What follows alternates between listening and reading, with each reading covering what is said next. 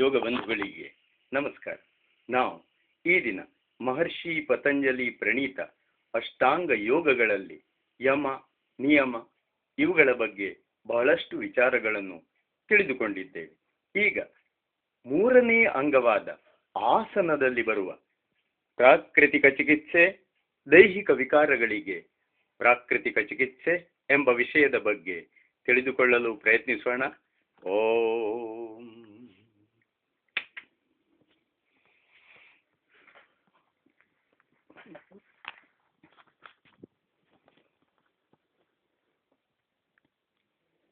ದೈಹಿಕ ವಿಕಾರಗಳಿಗೆ ಪ್ರಾಕೃತಿಕ ಚಿಕಿತ್ಸೆ. ಪ್ರಕೃತಿಜನ್ಯವಾದ ದೇಹದಲ್ಲಿ ಉದ್ಭವಿಸುವ ವಿಕಾರಗಳೇ ವ್ಯಾಧಿಗಳು. ಆ ವ್ಯಾಧಿಗಳನ್ನು ಪ್ರಕೃತಿಯ ಸಹಾಯದಿಂದಲೇ ಔಷಧ ಪ್ರಯೋಗವಿಲ್ಲದೆ ದೂರ ಮಾಡುವುದನ್ನು ಪ್ರಾಕೃತಿಕ ಚಿಕಿತ್ಸೆ ಎನ್ನುತ್ತಾರೆ. ಈ ಬಗೆಯ ಪ್ರಾಕೃತಿಕ ಚಿಕಿತ್ಸೆ ಈ ಕೆಳಗೆ ಕಂಡ ನಿಯಮಗಳ ಪಾಲನದಿಂದ ಸಿದ್ಧಿಸುತ್ತದೆ. ಸಾತ್ವಿಕವೂ ಸರಳವೂ ಆದ ಆಹಾರ ಪಾನೀಯಗಳ ಸೇವನೆ, ಗೊತ್ತಾದ ಕಾಲದಲ್ಲಿ ಹಸಿವಿಗಿಂತ ಕಡಿಮೆಯಾಗಿ ಹಿತಕರವಾದ ಭೋಜನವನ್ನು ಚೆನ್ನಾಗಿ ಅಗಿದು ಮಾಡುವುದು, ದಿನವೂ ಪ್ರಾತಃ ಕಾಲ ತಣ್ಣೀರಿನಿಂದ ಸ್ನಾನ ಮಾಡುವುದು ಮತ್ತು ಶೀತೋಷ್ಣ ಸಹನದ ಅಭ್ಯಾಸ ಮಾಡುವುದು, ಬೆಳಗ್ಗೆ ಮತ್ತು ಸಾಯಂಕಾಲ ಶುದ್ಧವಾದ ವಾಯು ಸಂಚಾರವಿರುವಲ್ಲಿ 2-3 ಮೈಲಿಗಳಷ್ಟಾದರೂ ಓಡಾಡುವುದು, ಶರೀರದ ಯಾವ ಯಾವ ಅವಯವಗಳಿಗೆ ಆರೋಗ್ಯ ಹಾಗೂ ದಾರ್ಢ್ಯದ ವಿಶೇಷ ಅವಶ್ಯಕತೆ ಇರುವುದೋ ಆಯಾಯ ಅವಯವಗಳಿಗೆ ಸಂಬಂಧಿಸಿದ ಆಸನಗಳನ್ನು ಪ್ರತಿದಿನವೂ ಮಾಡುವುದು, ಪ್ರಾಣಾಯಾಮದ ಅನುಷ್ಠಾನ ಮಾಡುವುದು, ಪ್ರತಿದಿನವೂ ಕ್ರಮವಾಗಿ ಪ್ರಾತಃ ಕಾಲ ಮತ್ತು ಸಾಯಂಕಾಲ ಭಗವಂತನ ಉಪಾಸನೆ ಮಾಡುವುದು. ಪ್ರಾಕೃತಿಕ ಚಿಕಿತ್ಸೆಯ ಕೆಲವು ಸುಲಭೋಪಾಯಗಳು: ಹೊಟ್ಟೆಯನ್ನು ಉಬ್ಬಿಸುವುದು. ಕುತ್ತಿಗೆ, ಸೊಂಟ ಮತ್ತು ತಲೆಯನ್ನು ಒಂದೇ ನೇರದಲ್ಲಿ ನೆಟ್ಟಗೆ ನಿಲ್ಲಿಸಬೇಕು. 2 ಹೊಳ್ಳೆಗಳಿಂದಲೂ ಉಸಿರನ್ನೆಲ್ಲ ಹೊರಕ್ಕೆ ಬಿಟ್ಟು ಕೈಗಳಿಂದ ಹೊಟ್ಟೆಯನ್ನು ಒತ್ತಬೇಕು. ಹೀಗೆಯೇ ಒತ್ತುತ್ತಾ ಎದೆ ಮತ್ತು ಪಕ್ಕೆಗಳು ಉಬ್ಬದಂತೆ ನಿಧಾನವಾಗಿ ಉಸಿರನ್ನೆಳೆಯುತ್ತಾ ಹೊಟ್ಟೆಯನ್ನುಬ್ಬಿಸಿರಿ. ಸಾಧ್ಯವಾದಷ್ಟು ಉಸಿರನ್ನು ತುಂಬಿದ ಮೇಲೆ ಸ್ವಲ್ಪ ಹೊತ್ತು ಅದನ್ನು ಒಳಗೆ ತಡೆಯಬೇಕು. ಆಮೇಲೆ 2 ಹೊಳ್ಳೆಗಳಿಂದಲೂ ಉಸಿರನ್ನು ನಿಧಾನವಾಗಿ ಬಿಟ್ಟು ಹೊಟ್ಟೆಯನ್ನು ಕೈಗಳಿಂದ ಒತ್ತುತ್ತಾ ಸಾಧ್ಯವಾದಷ್ಟು ಒಳಕ್ಕೆ ತಳ್ಳಬೇಕು. ಹೀಗೆ 4-5 ಸಾರಿ ಮಾಡಬೇಕು. ಪಕ್ಕೆಗಳನ್ನುಬ್ಬಿಸುವುದು. ಇದಾದ ನಂತರ ಇದೇ ರೀತಿ ಅಂಗೈಗಳಿಂದ ಪಕ್ಕೆಗಳನ್ನೊತ್ತಬೇಕು. ನಿಧಾನವಾಗಿ ಉಸಿರನ್ನೆಳೆದುಕೊಳ್ಳುತ್ತಾ ಎದೆ ಹೊಟ್ಟೆಗಳನ್ನುಬ್ಬಿಸದೆ ಕೇವಲ ಪಕ್ಕೆಗಳನ್ನು ಸಾಧ್ಯವಾದಷ್ಟು ಉಬ್ಬಿಸಬೇಕು. ಉಸಿರನ್ನು ಸ್ವಲ್ಪ ಹೊತ್ತು ತಡೆದು ಆಮೇಲೆ ನಿಧಾನವಾಗಿ 2 ಹೊಳ್ಳೆಯಿಂದಲೂ ಬಿಟ್ಟು ಕೈಗಳಿಂದ ಪಕ್ಕೆಗಳನ್ನೊತ್ತುತ್ತಾ ಸಾಧ್ಯವಾದಷ್ಟು ಸಂಕೋಚಿಸಬೇಕು. ಹೀಗೆ 5-6 ಸಾರಿ ಮಾಡಬೇಕು. ಎದೆಯನ್ನುಬ್ಬಿಸುವಿಕೆ. ಇದಾದ ನಂತರ ಎದೆಯನ್ನು ಕೊರಳಿನ ಎಲುಬಿನಿಂದ ಕೆಳಗೆ 2 ಕೈಗಳಿಂದಲೂ ಒತ್ತಿ ನಿಧಾನವಾಗಿ ಉಸಿರನ್ನೆಳೆದುಕೊಳ್ಳುತ್ತಾ ಹೊಟ್ಟೆ ಮತ್ತು ಪಕ್ಕೆಗಳನ್ನುಬ್ಬಿಸದೆ ಕೇವಲ ಎದೆಯನ್ನು ಸಾಧ್ಯವಾದಷ್ಟು ಉಬ್ಬಿಸಬೇಕು. ಸ್ವಲ್ಪ ಹೊತ್ತು ತಡೆದಾದ ಮೇಲೆ ನಿಧಾನವಾಗಿ ಉಸಿರನ್ನು ಬಿಡಬೇಕು. ಎದೆಯನ್ನು ಶಕ್ಯವಿದ್ದಷ್ಟು ಸಂಕೋಚಿಸಬೇಕು. ಹೀಗೆ 5-6 ಸಾರಿ ಮಾಡಬೇಕು. ಆಳವಾಗಿ ಉಸಿರನ್ನೆಳೆದುಕೊಳ್ಳುವುದು. ಮೇಲಿನ 3 ಕ್ರಿಯೆಗಳನ್ನು ಮಾಡಿದ ಮೇಲೆ ಮೊದಲು ಹೊಟ್ಟೆ, ಎರಡನೆಯದಾಗಿ ಪಕ್ಕೆಗಳು ಮತ್ತು ಕೊನೆಗೆ ಎದೆ ಉಬ್ಬುವಂತೆ ಆಳವಾಗಿ 2 ಹೊಳ್ಳೆಗಳಿಂದಲೂ ಉಸಿರನ್ನೆಳೆದುಕೊಳ್ಳಬೇಕು. ಸ್ವಲ್ಪ ಹೊತ್ತು ತಡೆದ ನಂತರ ಮೊದಲು ಎದೆ, ಎರಡನೆಯದಾಗಿ ಪಕ್ಕೆಗಳು ಮತ್ತು ಕೊನೆಯದಾಗಿ ಹೊಟ್ಟೆ ಸಂಕೋಚನಗೊಳ್ಳುವಂತೆ ಉಸಿರನ್ನು ಬಿಟ್ಟು ಬಿಡಬೇಕು. ಹೊಟ್ಟೆ ಸಂಕೋಚನಗೊಂಡು ಬೆನ್ನು ಮೂಳೆಗೆ ಹತ್ತಿಕೊಳ್ಳಲಿ. ಈ ಕ್ರಿಯೆಯನ್ನು 5-6 ಸಾರಿ ಮಾಡಬೇಕು. ಈ ಕ್ರಿಯೆಗಳಿಂದ ದೇಹದ ರೋಗ ಮತ್ತು ದೌರ್ಬಲ್ಯ ದೂರವಾಗಿ ಅದು ಸ್ವಸ್ಥವೂ ರೋಗರಹಿತವೂ ಆಗುವುದು. ಈಗ ಜಲಚಿಕಿತ್ಸೆ. ಸ್ವಾಸ್ಥ್ಯ ದೇಹಕ್ಕೆ ಜಲಚಿಕಿತ್ಸಾ ಕ್ರಿಯೆಗಳು: ಕಟಿಸ್ನಾನ, ಲಿಂಗಸ್ನಾನ, ಸೂರ್ಯಸ್ನಾನ ಮತ್ತು ಆವಿಸ್ನಾನ. ಮಲವಿಸರ್ಜನೆಯಾದ ನಂತರ ಬರಿಯ ಹೊಟ್ಟೆಯಲ್ಲಿ ಎದೆ ಮತ್ತು ಕಾಲುಗಳಿಗೆ ನೀರು ತಾಕದಂತೆ ಕಟಿ ಪ್ರದೇಶವನ್ನು ಮಾತ್ರ ತಣ್ಣೀರಿನಿಂದ ಮುಳುಗಿಸಬೇಕು. 5-15 ನಿಮಿಷ ಇದರ ಅವಧಿ. ಇದಕ್ಕೆ ಟಬ್ ಅನ್ನು ಉಪಯೋಗಿಸಬೇಕು. ಇದೇ ಕಟಿಸ್ನಾನ. ಸೂರ್ಯ ಸ್ನಾನ. ಪ್ರಾತಃ ಕಾಲ ಸೂರ್ಯನ ಎಳೆಗಿರಣಗಳು ಪಸರಿರುವಾಗ ತೆಳುವಾದ ಬಟ್ಟೆ ಧರಿಸಿ ಅಥವಾ ಕೌಪೀನ ಧರಿಸಿ ಬರೀ ಮೈಯಲ್ಲಿ ಬಿಸಿಲಿಗೆ ಮೈಯೊಡ್ಡಿಕೊಳ್ಳಬೇಕು. ಬಿಸಿಲು ತೀಕ್ಷ್ಣವೆನಿಸಿದರೆ ನೆತ್ತಿಯ ಮೇಲೆ ವಸ್ತ್ರವನ್ನು ಅಥವಾ ಟೋಪಿಯನ್ನು ಹಾಕಿಕೊಳ್ಳಬೇಕು. ಆವಿಸ್ನಾನ. ಜ್ವರ, ನೆಗಡಿ, ತಲೆನೋವು ಈ ಮೊದಲಾದ ವ್ಯಾಧಿಗಳುಂಟಾದಾಗ ಒಂದು ಮುಚ್ಚಿದ ಕೊಠಡಿಯಲ್ಲಿ ಮಂಚ ಅಥವಾ ಕುರ್ಚಿಯ ಸುತ್ತಲೂ ಕಂಬಳಿಯನ್ನು ಸುತ್ತಿ ಅದರ ಕೆಳಗೆ ಒಂದು ಅಗ್ಗಿಷ್ಟಕೆಯ ಮೇಲೆ ನೀರಿನ ಪಾತ್ರೆಯನ್ನಿಟ್ಟು ಮುಚ್ಚಿ ಒಂದು ದುಪ್ಪಟೆಯಿಂದ ದೇಹವನ್ನೆಲ್ಲ ಮುಚ್ಚಿಕೊಂಡು ಕುಳಿತುಕೊಳ್ಳಬೇಕು. ನೀರು ಕುದಿದು ಆವಿ ಬರಲಾರಂಭಿಸಿದಾಗ ಮುಚ್ಚಳವನ್ನು ಸರಿಸಿ ಆವಿ ಮೇಲೇರಿ ಮೈಗೆಲ್ಲ ಆವರಿಸುವಂತೆ ಮಾಡಬೇಕು. ಚೆನ್ನಾಗಿ ಬೆವರೆಳಿದು ಒಣಗಿ ಮೈ ತಂಪಾದ ಮೇಲೆ ಏಳಬೇಕು. ಈಗ ಕೆಲವು ಸಾಮಾನ್ಯ ಕಾಯಿಲೆ ನಿವಾರಣೆಗೆ ಸುಲಭೋಪಾಯಗಳು: ಚೆನ್ನಾಗಿ ಮಲವಿಸರ್ಜನೆ ಮಾಡಬೇಕಾದಾಗ ಮತ್ತು ಆಮವನ್ನು ಹೊರಗೆಡಹಬೇಕಾದಾಗ ಒಂದು ಕರವಸ್ತ್ರವನ್ನು ಮಡಿಸಿ ನೀರಿನಲ್ಲಿ ನೆನೆಯಿಸಿ ಅಥವಾ ಒದ್ದೆ ಹುತ್ತದ ಮಣ್ಣನ್ನು ಒಂದು ಬಟ್ಟೆಯಲ್ಲಿಟ್ಟು ರಾತ್ರಿ ಮಲಗುವ ಮುನ್ನ ಹೊಕ್ಕುಳಿನ ಕೆಳಕ್ಕೆ ಕಟ್ಟಿಕೊಂಡು ಮಲಗಬೇಕು. ಕರವಸ್ತ್ರ ಅಥವಾ ಮಣ್ಣು ಒಣಗಿ ಹೋದಾಗ ಮತ್ತದನ್ನು ನೆನೆಯಿಸಬೇಕು. ಇದು ಮಣ್ಣಿನ ಚಿಕಿತ್ಸೆ. ಹುಣ್ಣು, ಕುರು, ಗಾಯ ಆಗಿದ್ದರೆ ನೆನೆದ ಹುತ್ತದ ಜೇಡಿಯ ಅಥವಾ ಕೆಮ್ಮಣ್ಣನ್ನು ಮೆತ್ತಬೇಕು. ಒದ್ದೆ ಬಟ್ಟೆಯನ್ನು ಒಂದು ಅದು ಆರಿ ಹೋಗದಂತೆ ನೋಡಿಕೊಂಡು ಸುತ್ತಿದರೂ ಆಗಬಹುದು.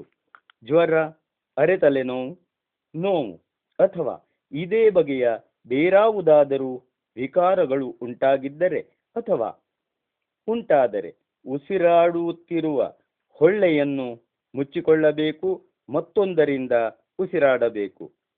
ಅರೆತಲೆನೋವು ಇರುವಾಗ ನೋವಿರುವ ಭಾಗಕ್ಕೆ ಒದ್ದೆಯಾಗಿರುವ ಬಟ್ಟೆಯನ್ನು ಸುತ್ತಬೇಕು. ತಲೆನೋವಿದ್ದರೆ ಮೂಗಿನಿಂದ ನೀರು ಕುಡಿದು ಜಲನೇತಿ ಮಾಡಬೇಕು. ಬಿಟ್ಟು ಬಿಟ್ಟು ಜ್ವರ ಬರುವ ದಿನ ಲಿಂಬೆಯ ಎಲೆಗಳನ್ನು ಉಜ್ಜಿ ಮೂಸಿ ನೋಡಬೇಕು. ಕಣ್ಣಿಗೆ ಸಂಬಂಧಿಸಿದ ರೋಗಗಳಿದ್ದಲ್ಲಿ ಪ್ರಾತಃ ಕಾಲ ಎದ್ದ ಕೂಡಲೇ ಬಾಯಿ ತುಂಬ ನೀರನ್ನು ತುಂಬಿಕೊಳ್ಳಬೇಕು. ಕಣ್ಣುಗಳ ಮೇಲೆ 20-30 ತೊಟ್ಟು ನೀರನ್ನು ಚುಮುಕಿಸಬೇಕು. ನೇತಿ ಕ್ರಿಯೆಯನ್ನು ಮಾಡಬೇಕು. ರಾತ್ರಿ ನಿದ್ದೆ ಬಾರದಿದ್ದಲ್ಲಿ ರಾತ್ರಿ ಭೋಜನವಾದ ನಂತರ 1-1.5 ಮೈಲಿ ಸ್ವಚ್ಛವಾದ ಗಾಳಿಯಲ್ಲಿ ಓಡಾಡಿ ಕೈಕಾಲುಗಳನ್ನು ತೊಳೆದು ಒರೆಸಿಕೊಂಡು 3 ಸಾರಿ ಪ್ರಾಣಾಯಾಮ ಮಾಡಿ ಓಂಕಾರ ಜಪ ಮಾಡುತ್ತಾ ಮಲಗಬೇಕು. ಶಾರೀರಿಕ ಹಾಗೂ ಮಾನಸಿಕ ಸ್ವಾಸ್ಥ್ಯತೆಗಾಗಿ ಮನೋವೈಜ್ಞಾನಿಕ ಚಿಕಿತ್ಸೆ. ನಾವು ಈ ಗ್ರಂಥದ ಪ್ರಾರಂಭದಲ್ಲಿಯೇ ತಿಳಿದಿರುವಂತೆ ಮನಸ್ಸೇ ಜೀವನ ಸಾಫಲ್ಯದ ಮೂಲ ಕಾರಣವಾಗಿರುತ್ತದೆ. ಶಾರೀರಿಕ ವಿಕಾರಗಳನ್ನು ಸಹ ಇಚ್ಛಾಶಕ್ತಿಯಿಂದ ದೂರ ಮಾಡಬಹುದು. ಮನಸ್ಸು ಹೇಗಿರುವುದೋ ಮಾನವನ ಜೀವನವು ಹಾಗೇ ಇರುವುದು. ಆದುದರಿಂದ ಮನಸ್ಸಿನಲ್ಲಿ ಶುಭವೂ ಆದ ಆಲೋಚನೆಗಳನ್ನು ಬೆಳೆಸಿಕೊಂಡು ಮನೋಬಲವನ್ನು ಹೆಚ್ಚಿಸಿಕೊಳ್ಳಬೇಕು. ತನ್ನ ಶಕ್ತಿಯಲ್ಲಿ ನಂಬಿಕೆಯುಳ್ಳ ಮಾನವನು ಸುಲಭವಾಗಿ ಶಾರೀರಿಕ ವಿಕಾರಗಳನ್ನು ದೂರೀಕರಿಸಬಲ್ಲನು. ಆದ ಕಾರಣ ಸಾಧನಾ ಪಥದಲ್ಲಿ ಕಾಲಿಟ್ಟಿರುವವರೆಲ್ಲ ವೇದದ ಈ ಮಂತ್ರದ ಮೂಲಕ ಸಂಕಲ್ಪವನ್ನು ದೃಢಪಡಿಸಿಕೊಳ್ಳಬೇಕು. ಯತ್ ಪ್ರಜ್ಞಾನಯುತ ತೇಜೋಧೃತಿಶ್ಚ ಯಚ್ಚೋ ತಿರಂತರಮೃತಂ ಪ್ರಜಾಸು ಯಸ್ಮಾನ್ನ ಕೃತೆ ಕಿಂಚನ ಕರ್ಮ ಕ್ರಿಯತೆ ತನ್ಮೇ ಮನಃ ಶಿವ ಸಂಕಲ್ಪಮಸ್ತು. ಯತ್ ಪ್ರಜ್ಞಾನಮುತತ್ ಜ್ಯೋತೋ ಧೃತಿಶ್ಚ ಯಚ್ಚೋ ತಿರಂತರಮೃತಂ ಪ್ರಜಾಸು ಯಸ್ಮಾನ್ನ ಕೃತೆ ಕಿಂಚನ ಕರ್ಮ ಕ್ರಿಯತೆ ತನ್ಮೇ ಮನಃ ಶಿವ ಸಂಕಲ್ಪಮಸ್ತು. ಯಜುರ್ವೇದ. ಯಾವುದರಿಂದ ಪ್ರಜ್ಞಾನ, ಚೇತನೆ ಹಾಗೂ ಸಾಹಸ ಇವು ಉಂಟಾಗುತ್ತವೆಯೋ, ಯಾವುದು ಮಾನವನೊಳಗಿನ ಜ್ಯೋತಿಯಾಗಿರುತ್ತದೆಯೋ, ಯಾವುದು ಇಲ್ಲದಿದ್ದರೆ ಯಾವ ಕೆಲಸವೂ ನಡೆಯುವುದಿಲ್ಲವೋ ಆ ನನ್ನ ಮನಸ್ಸು ಶುಭವಾದ ಸಂಕಲ್ಪಗಳಿಂದ ಕೂಡಿರಲಿ.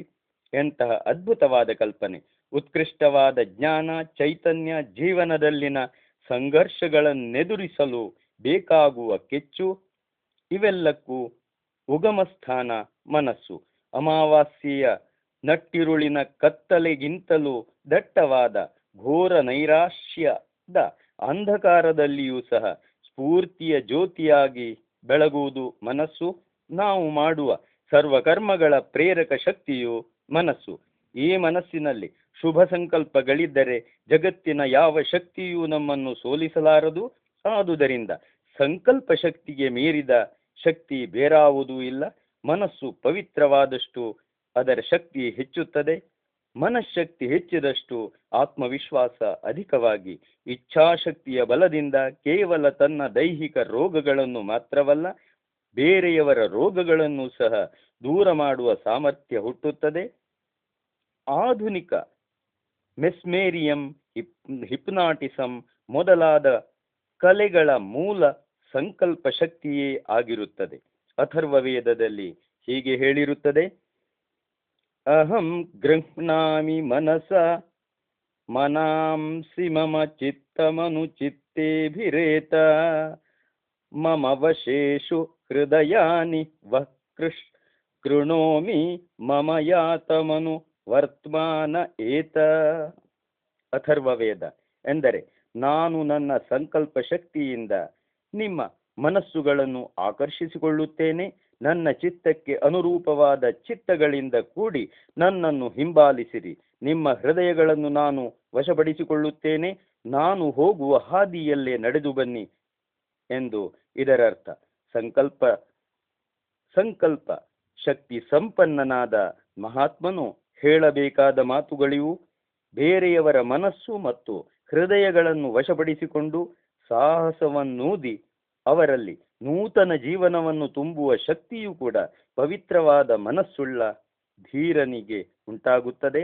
ಅಂತಹ ಧೀರನು ರೋಗಿಗಳ ಹೃದಯದ ಮತ್ತು ಮನಸ್ಸಿನ ಭಯ, ಸಂದೇಹ ಮೊದಲಾದ ಅಧಿಗಳನ್ನು ತನ್ನ ಪ್ರೇಮಮಯ ಸಂಭಾಷಣೆಯಿಂದ ಮತ್ತು ಸ್ನೇಹ ಸಾಂದ್ರತೆ ವ್ಯವಹಾರದಿಂದ ದೂರ ತೊಲಗಿಸಿ ನವೀನ ಸ್ಫೂರ್ತಿಯನ್ನುಂಟು ಮಾಡಿ ರೋಗಿಗಳಾದವರ ಕಾಯಿಲೆಯನ್ನು ನಂಬಿಕೆಯ ಮೂಲಕವೇ ದೂರ ಮಾಡಬಲ್ಲನು. ಮನಸ್ಸಿಗೂ ನರಗಳಿಗೂ ಇರುವ ನೇರವಾದ ಸಂಬಂಧವನ್ನು ಬಲ್ಲವರು ಈ ವಿಷಯವನ್ನು ಸುಲಭವಾಗಿಯೇ ಅರ್ಥ ಮಾಡಿಕೊಳ್ಳುವರು. ಈ ರೀತಿ ಇತರರ ಮತ್ತು ತನ್ನ ವ್ಯಾಧಿಗಳನ್ನು ದೂರೀಕರಿಸಬಲ್ಲ ಶಕ್ತಿ ಮನಸ್ಸಿಗೆ ಹುಟ್ಟುವುದು ಯಮ ನಿಯಮಗಳ ನಿರಂತರವಾದ ಅಭ್ಯಾಸದಿಂದ ಮತ್ತು ನಿತ್ಯ ಶುದ್ಧ ಬದ್ಧ ಮುಕ್ತ ಸ್ವಭಾವನಾದ ಪರಮಾತ್ಮನ ಮಾನಸಿಕ ಉಪಾಸನೆಯಿಂದ. ಈ ಕಾರಣದಿಂದ ಸಾಧಕರು ಅಹಿಂಸೆಯಿಂದ ಹಿಡಿದು ಈಶ್ವರ ಪ್ರಣಿಧಾನದವರೆಗಿನ 10 ತತ್ವಗಳನ್ನು ಜೀವನದಲ್ಲಿ ರೂಢಿಸಿಕೊಂಡು ಭಗವಂತನ ಭಕ್ತಿ ಎಂದರೆ ಪರಮಾತ್ಮನ ಗುಣಕರ್ಮ ಸ್ವಭಾವಗಳಿಗೆ ಅನುಗುಣವಾಗಿ ತಮ್ಮ ಗುಣಕರ್ಮ ಸ್ವಭಾವಗಳನ್ನು ರೂಪಿಸಿಕೊಂಡು ಮುಂದುವರೆದಲ್ಲಿ ಕೇವಲ ಮಾನಸಿಕವಾಗಿ ಮಾತ್ರವಲ್ಲ, ಶಾರೀರಿಕ ದೃಷ್ಟಿಯಿಂದಲೂ ಸಹ ಸ್ವಸ್ಥರಾಗಿ ಬಾಳಲು ಬಹಳ ಅನುಕೂಲವಾಗುತ್ತದೆ. ಈಗ ಆಸನಗಳ ಅಭ್ಯಾಸದ ಬಗ್ಗೆ, ಅವಶ್ಯಕ ನಿಯಮಗಳ ಬಗ್ಗೆ ತಿಳಿದುಕೊಳ್ಳಲು ಪ್ರಯತ್ನಿಸೋಣ. ಆಸನಗಳು, ಬಂಧಗಳು, ಮುದ್ರೆಗಳು ಮತ್ತು ಕ್ರಿಯೆಗಳಲ್ಲಿ ಅಭಿರುಚಿ ಇದ್ದು ಅದನ್ನು ಅಭ್ಯಾಸ ಮಾಡಬೇಕೆಂಬ ಅಭಿಲಾಷೆಯುಳ್ಳ ಸಾಧಕರು ಈ ಕೆಳಗೆ ತಿಳಿಸುವ ನಿಯಮಗಳನ್ನು ತಪ್ಪದೆ ಅನುಸರಿಸಬೇಕು. ಯೋಗಾಸನಗಳನ್ನು ಪ್ರಾತಃ ಕಾಲ ಅಥವಾ ಸಾಯಂಕಾಲ ಬರಿಯ ಹೊಟ್ಟೆಯಲ್ಲಿ ಮಾಡಬೇಕು. ಸ್ನಾನ ಮಾಡಿದ ನಂತರ ಸಂಧ್ಯಾವಂದನೆ ಮಾಡಿ ಯೋಗಾಸನಗಳನ್ನು ಹಾಕುವುದು ಹೆಚ್ಚು ಲಾಭಕರವಾಗಿರುತ್ತದೆ. ಯೌಗಿಕ ವ್ಯಾಯಾಮ ಮಾಡುವವನ ಆಹಾರವು ಸಾತ್ವಿಕವೂ ಪೌಷ್ಟಿಕವೂ ಆಗಿದ್ದು ಮನಸ್ಸನ್ನು ಉದ್ವೇಗರಹಿತವೂ ಹರ್ಷಮಯವಾಗಿಯೂ ಮಾಡುವಂತಹುದಾಗಿರಬೇಕು. ಮಲಮೂತ್ರಗಳ ವೇಗವನ್ನು ಬಂಧಿಸಿ ಯೌಗಿಕ ವ್ಯಾಯಾಮಕ್ಕೆ ಕೈ ಹಾಕಬಾರದು. ಮಲಮೂತ್ರ ವಿಸರ್ಜನಾ ನಂತರವೇ ಈ ವ್ಯಾಯಾಮದಲ್ಲಿ ತೊಡಗಬೇಕು. ಆಸನಗಳನ್ನು ಮಾಡುವಾಗ ಉಸಿರು 1 ನಿಮಿಷಕ್ಕೆ 10 ಸಾರಿಗೆ ಮೀರದಂತೆ ನೋಡಿಕೊಳ್ಳಬೇಕು. ನಿಮಿಷಕ್ಕೆ 5 ಸಾರಿಗೆ ಇಳಿಸಲು ಪ್ರಯತ್ನಿಸಬೇಕು. ವಾರಕ್ಕೆ 1-2 ಸಲ ತೈಲಾಭ್ಯಂಜನ ಅಗತ್ಯವಾಗಿ ಮಾಡಬೇಕು. ಇದರಿಂದ ಶರೀರದ ರೂಪ, ಬಲ, ಕಾಂತಿಗಳು ಹೆಚ್ಚುವಂತೆಯೇ ಆಸನಾಭ್ಯಾಸದಲ್ಲಿ ಸೌಗಮ್ಯವು ಉಂಟಾಗುವುದು. ನರನಾಡಿಗಳ ಮೇಲೆ ಉತ್ತಮ ಪ್ರಭಾವ ಬೀಳುವುದು. ಯೌಗಿಕ ವ್ಯಾಯಾಮಗಳಿಗೂ ದಂಡಬಸ್ಕಿ ಮೊದಲಾದ ಮಲ್ಲ ವ್ಯಾಯಾಮಕ್ಕೂ ವಿರೋಧವೇನೂ ಇಲ್ಲ. ಆದರೆ ಎರಡರ ನಡುವೆ ಕನಿಷ್ಠ ಪಕ್ಷ 10 ನಿಮಿಷಗಳ ಅಂತರವನ್ನಾದರೂ ಬಿಡಬೇಕು. ಯೌಗಿಕ ವ್ಯಾಯಾಮವನ್ನು ಹೆಣ್ಣು ಮಕ್ಕಳು ಮತ್ತು ಯುವತಿಯರು ಸಹ ಮಾಡಬಹುದು. ಹೆಂಗಸರು ಬಹಿಷ್ಠೆಯಾಗಿರುವಾಗ ಮತ್ತು ಗರ್ಭ ನಿಂತು 3 ತಿಂಗಳು ಕಳೆದ ಮೇಲೆ ಯೋಗಾಸನಗಳನ್ನು ಹಾಕಬಾರದು. ಆದರೂ ಸಹ ಪ್ರಾಣಾಯಾಮವನ್ನು ಮಾಡಬಹುದು. ಉಡ್ಯಾನ ಮತ್ತು ನೌಲಿ ಬಸ್ತಿ ಕ್ರಿಯೆಗಳನ್ನು ಸ್ತ್ರೀಯರು ಮಾಡದಿರುವುದೇ ಒಳಿತು. ತನಗೆ ಶರೀರದ ಯಾವ ಅಂಗಗಳನ್ನು ದೃಢವಾಗಿಯೂ ಬಲಯುಕ್ತವಾಗಿಯೂ ಮಾಡಬೇಕೆಂಬ ಬಯಕೆ ಇರುತ್ತದೆಯೋ ಆ ಅಂಗಕ್ಕೆ ಬಲವೀಯುವ ಆಸನಗಳನ್ನು ಆರಿಸಿಕೊಂಡು ಸಂಕಲ್ಪ ಶಕ್ತಿಯೊಂದಿಗೆ ಅವುಗಳನ್ನು ಹಾಕಬೇಕು. ಶೀರ್ಷಾಸನವಾದ ನಂತರ ಸ್ವಲ್ಪ ಹೊತ್ತು ನಿಂತು ದೀರ್ಘವಾಗಿ ಉಸಿರೆಳೆದುಕೊಂಡು ಬಿಡಬೇಕು. ಇದರಿಂದ ಶೀರ್ಷಾಸನದಿಂದ ಶ್ವಾಸಕೋಶಗಳಿಗಿಳಿದಿದ್ದ ರಕ್ತವೆಲ್ಲ ಶರೀರದೆಲ್ಲೆಡೆ ಶುದ್ಧ ರೂಪದಲ್ಲಿ ವ್ಯಾಪಿಸಿ ಶರೀರವನ್ನು ರೋಗಮುಕ್ತವಾಗಿ ಮಾಡುತ್ತದೆ. ಶೀರ್ಷಾಸನ ಮಾಡುವಾಗ ತಲೆಯ ಕೆಳಗೆ ಯಾವುದಾದರೂ ಮೃದುವಾದ ವಸ್ತುವನ್ನಿಟ್ಟುಕೊಳ್ಳಬೇಕು. ತಲೆ ನೋವಿರುವವರು, ಕಣ್ಣುಗಳು, ಹೃದಯವು ದುರ್ಬಲವಾಗಿರುವವರು ಶೀರ್ಷಾಸನ ಮಾಡಬಾರದು. ಅಂತಹವರು ಸರ್ವಾಂಗಾಸನದಿಂದಲೇ ಶೀರ್ಷಾಸನದ ಲಾಭವನ್ನು ಪಡೆಯಬೇಕು. ಶೀರ್ಷಾಸನದ ಪರಮಾವಧಿ 10 ನಿಮಿಷ.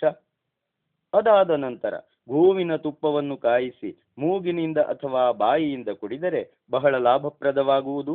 10 ನಿಮಿಷಕ್ಕಿಂತ ಹೆಚ್ಚು ಕಾಲ ಶೀರ್ಷಾಸನ ಮಾಡುವವರಿಗಂತೂ ಇದು ಅತ್ಯಂತ ಲಾಭಕರ. ಚಿಕ್ಕ ಚಿಕ್ಕ ಬಾಲಕ ಬಾಲಿಕೆಯರು ಮೊದಲು ಹಗುರವಾದ ಮತ್ತು ಸುಲಭವಾದ ಆಸನಗಳನ್ನೇ ಅಭ್ಯಾಸ ಮಾಡಬೇಕು. ಕಠಿಣವಾದ ಆಸನಗಳನ್ನು, ಕ್ರಿಯೆಗಳನ್ನು, ಬಂಧ ಮತ್ತು ಮುದ್ರೆಗಳನ್ನು ಗುರುಮುಖೇನವಾಗಿಯೇ ಕಲಿಯಬೇಕು. ನಾವು ಎಷ್ಟೇ ಆಸನಗಳನ್ನು ಹಾಕಿದರೂ ಒಟ್ಟು ವ್ಯಾಯಾಮದ ಕಾಲ 3/4 ಇಲ್ಲವೇ 1 ಗಂಟೆಗೆ ಮೀರಿರಬಾರದು. 2 ಆಸನಗಳ ನಡುವೆ ಉಸಿರು ಸ್ಥಿಮಿತಕ್ಕೆ ಬರುವಷ್ಟು ಹೊತ್ತು ಬಿಡುವಿರಬೇಕು. ಮೊದಲನೆಯ 10 ಆಸನಗಳನ್ನು ನಾವು ಈ ಗ್ರಂಥದಲ್ಲಿ ತಿಳಿಸಿರುವಂತೆ ಮಾಡಬೇಕು. ಅನಂತರ ನಮಗೆ ಅನುಕೂಲವಿರುವ ಆಸನಗಳನ್ನು ಮಾಡಬಹುದು. ತೃತೀಯಾಧ್ಯಾಯದಲ್ಲಿ ಹೇಳಿರುವ ಈ ವಿಷಯಗಳೆಲ್ಲ ಪಾಠಕರಾದ ನಾವು ಮನನಪೂರ್ವಕವಾಗಿ ಓದಿ ತಿಳಿದು ಅನುಸರಿಸುವುದರಿಂದ ನಾವು ಮುಂದಿನ ಚತುರ್ಥಾಧ್ಯಾಯವಾದ ಪ್ರಾಣಾಯಾಮದ ಬಗ್ಗೆ ತಿಳಿದುಕೊಳ್ಳಲು ಅನುಕೂಲವಾಗುವುದು. ಓಂ. ಮುಂದಿನ ಭಾಗದಲ್ಲಿ ನಾವು ಪ್ರಾಣಾಯಾಮದ ಪ್ರಕರಣಗಳ ಬಗ್ಗೆ ತಿಳಿದುಕೊಳ್ಳಲು ಪ್ರಯತ್ನಿಸೋಣ. ಓಂ ಶಾಂತಿ. ಓಂ.